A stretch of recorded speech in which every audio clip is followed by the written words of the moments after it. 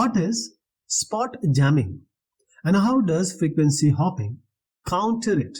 Options हमारे पास है blocking one specific frequency avoided by hopping to new ones, jamming all frequencies avoided by encryption, blocking a signal's strength avoided by increasing power, या फिर interrupting the receiver's antenna.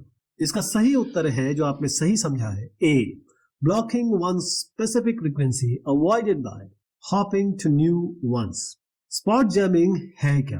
Spot jamming एक तरीके से electronic interference है, electronic बाधा है, जहां पर जो जैमिंग डिवाइसेस हैं या जो दुश्मन है वो टारगेट करते हैं किसी एक स्पेसिफिक फ्रीक्वेंसी को निशाना बनाते हैं, एक विशिष्ट फ्रीक्वेंसी को जो कम्युनिकेशन में यूज हो रही है, संचारण में, प्रसारण में यूज हो रही है। तो इससे क्या होता है कि जो डिवाइस कम्युनिकेट कर रहे हैं, बात कर रहे हैं उस फ्रीक्वेंसी पे, उनके लिए नामुमकिन हो जाता है, मुश्किल हो जाता है बात करना।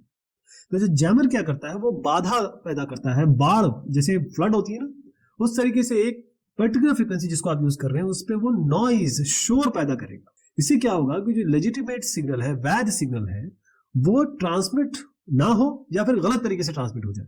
जैसे आप इमेजिन करिए कि आपका एक फेवरेट एफएम रेडियो स्टेशन है और ये जो एफएम रेडियो स्टेशन है 101.5 मेगाहर्ट्ज यानी कि एक पर्टिकुलर फ्रीक्वेंसी पे ब्रॉडकास्ट कर रहा है, प्रसारण कर रहा है। अगर कोई जैमर हो, कोई गलत आदमी हो, वो नॉइस या शोर भेजे इसी सेम फ्रीक्वेंसी 101.5 पे, तो आप कहां से रेडियो स्टेशन सुन पाएंगे?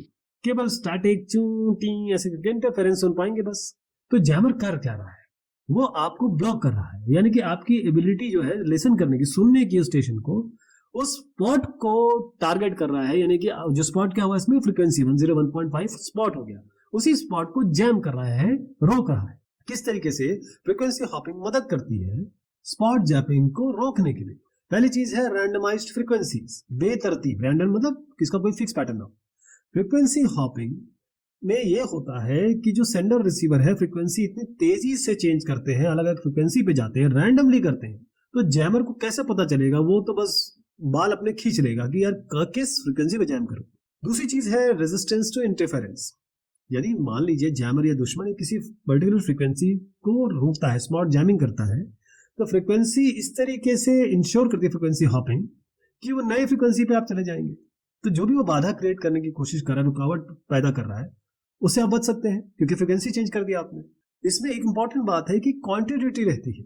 यदि सेंडर और रिसीवर प्री डिसाइडेड पैटर्न, जो फ्रीक्वेंसी का चेंज का पैटर्न है, हॉप का पैटर्न है, उसको फॉलो करें, तो वो दोनों तेजी से हॉप करेंगे, कूदेंगे, चेंज करेंगे फ्रीक्वेंसी को सेम टाइम पे, जिससे जो कम्युनिकेशन या प्रसारण में बाधा हो सकती है स्पॉट जैमिंग के कारण, वो नहीं होगी। आप आसानी से 101.5 सुन सकते हैं।